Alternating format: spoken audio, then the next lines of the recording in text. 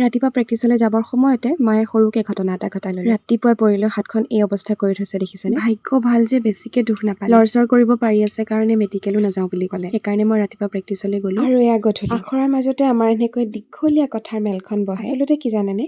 সকলো কামতে মানুহক গাইডৰ প্ৰয়োজন। গাইডৰ অবিহনে একো কামেই মানুহে সফলভাৱে কৰিব নোৱাৰে। বাৰু আজি গোটেইখিনিয়ে গাম আমাৰ ভাল লগা গানটো। ৰ'ব।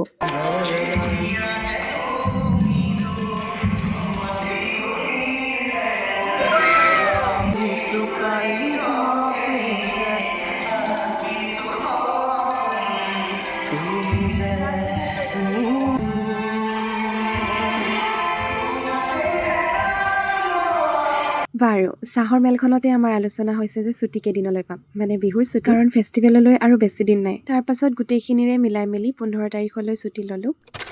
অ'কে, এয়া আজি আকৌ আমাৰ ডিপাৰ্টমেণ্টৰ মিটিং এখন আছিলে, য'ত ল'ৰা ছোৱালী নহ'লে অকল আমি 4-5টাই মিটিং কৰিলোঁ। কি মিটিং কৰিলোঁ আৰু গম পাইছেই নহয়। বাৰু এতিয়ালৈ এয়াই, আগন্তুক ভিডিঅ'ত পুনৰ দেখা পাম। ধন্যবাদ।